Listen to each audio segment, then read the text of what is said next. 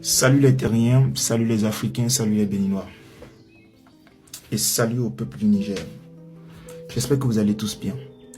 Niger, le premier ministre de la junte Ali Lamine Zeyn affirme que les terroristes qui ont attaqué la base militaire de Boni, région de Tillabéri, le lundi 20 mai dernier, sont venus du Bénin. Ça serait selon LSI Africa. Je tiens déjà à dire que j'ai essayé de vérifier cette information et je n'ai pas pu la confirmer. Donc, je pense que l'information que vous voyez là n'est pas vraie. C'est ce que je pense. Mais peut-être que vous pourrez, dans les commentaires, m'apporter l'information contraire, confirmer que le Premier ministre aurait dit cela.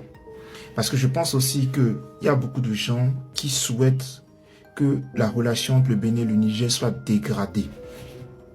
Il y a des gens qui le souhaitent et les gens qui font tout pour cela parce que c'est dans leur intérêt. C'est dans leur intérêt sur le plan économique, c'est dans leur intérêt sur le plan politique. Il y a même des Béninois qui sont organisés et pour des raisons politiques internes font tout pour que les relations entre le Niger et le Bénin se dégradent parce que le Bénin et le Niger normalement devraient former qu'un seul pays, qu'un seul peuple. Tant nos intérêts sont vitaux, tant les relations entre nos deux pays et nos peuples sont fusionnelles et sont interdépendants.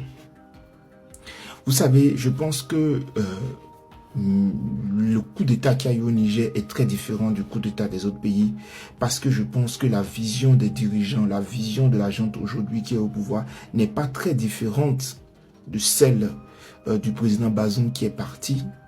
En général, je pense qu'elle n'est pas très différente. Je pense qu'ils étaient plutôt dans une même trajectoire et qu'ils ont eu une différence sur un certain point que nous ne savons toujours pas, qui a conduit à ce coup d'État, qui est plutôt un coup de sang et qui n'est pas quelque chose de planifié et quelque chose de stratégique et de prévu de longue date. Et on peut le voir sur la réaction des communautés internationales, des différents pays, des différentes officines par rapport à ce coup d'État-là, leur réaction, leur hésitation à appeler ça un coup d'État.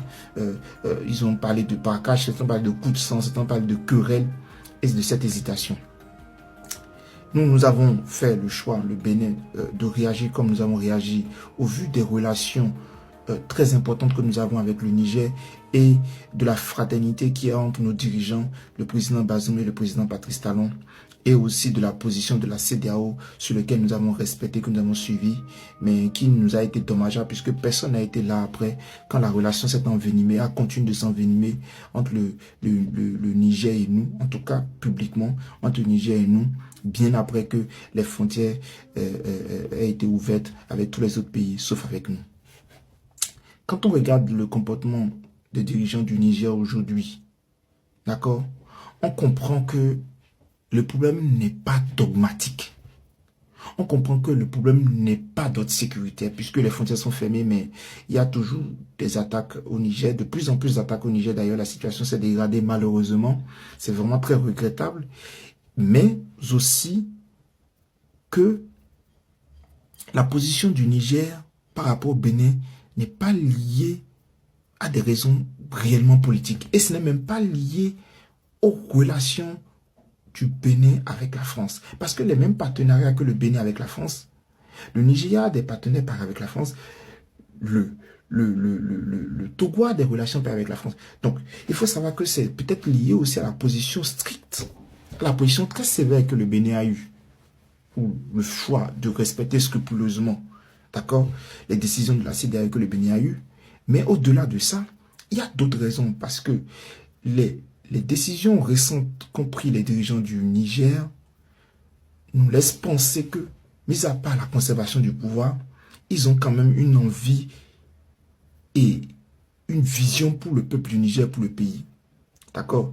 Sur le plan, sur les choix qu'ils ont faits par rapport à tous les partenaires. C'est-à-dire que la décision et le comportement qu'ils ont eu, d'accord, par rapport aux sociétés françaises, c'est les mêmes comportements qu'ils ont eu par rapport aux sociétés chinoises. Et ça semble être le même comportement qu'ils ont eu par rapport aux sociétés russes. Pour une première fois, selon mon avis à moi, je vois une impartialité, d'accord, une partialité, de décision vis-à-vis des entreprises étrangères sur le territoire du Niger. Ce que je n'ai pas encore remarqué dans les autres pays de l'AES. Et cela me fait penser, me fait croire, me fait comprendre que les autorités du Niger qui sont là ne sont pas dans un état d'esprit dogmatique. D'accord, je peux me tromper.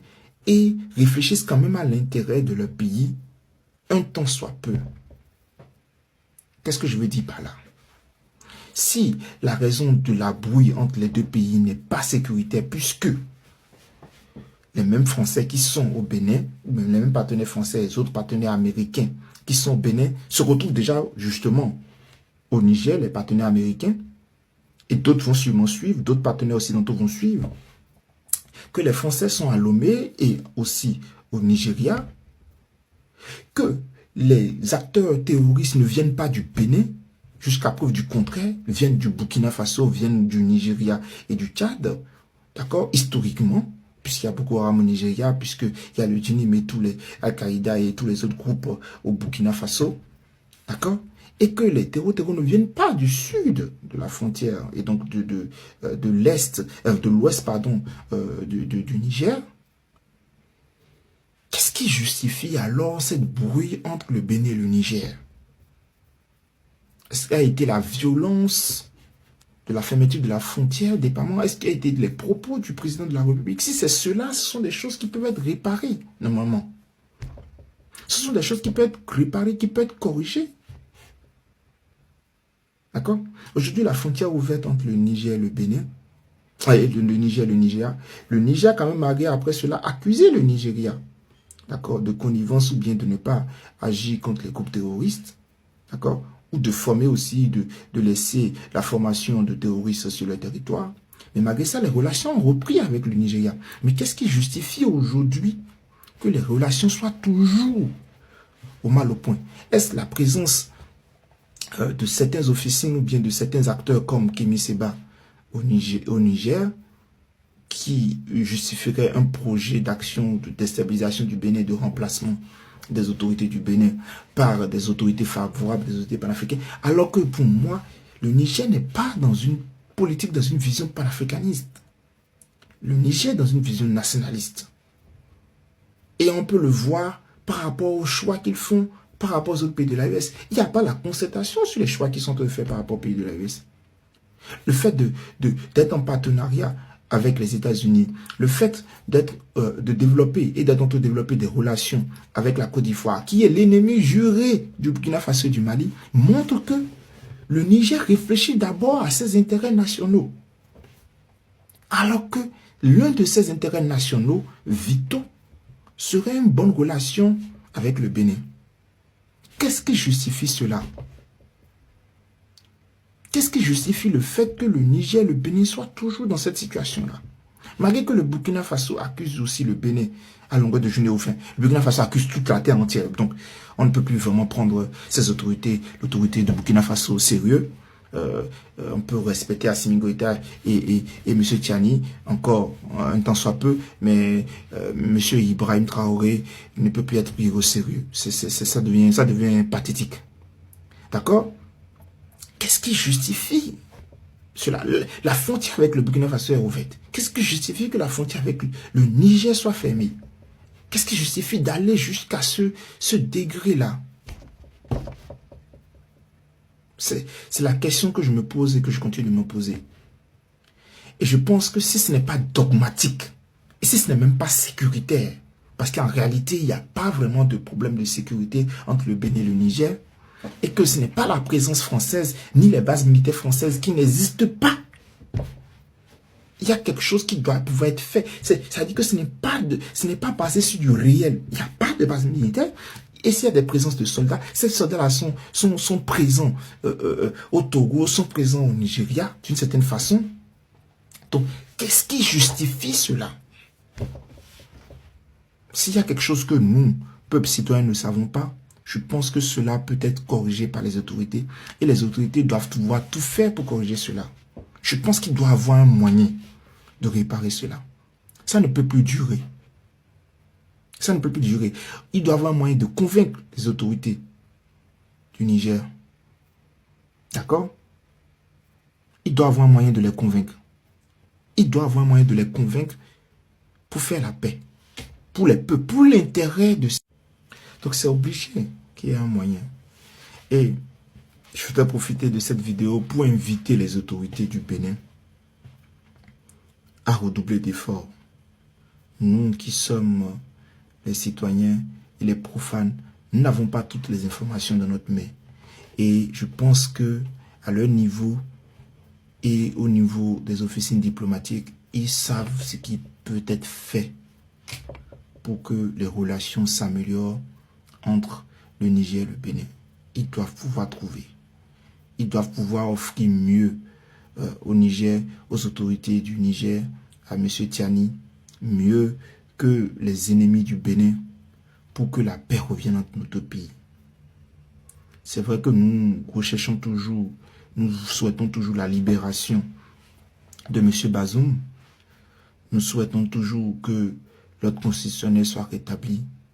Mais cela ne vaut rien par rapport à la vie de millions de concitoyens, par rapport à la vie de deux nations. Nous allons tous partir, mais le Niger et le Bénin vont rester. Les deux peuples vont rester. Donc, j'invite tous mes frères et sœurs à agir dans ce sens-là.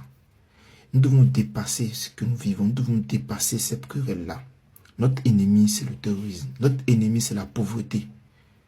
Notre ennemi, c'est l'humiliation, les humiliations que nous avons subies depuis des siècles, que nous devons corriger, effacer.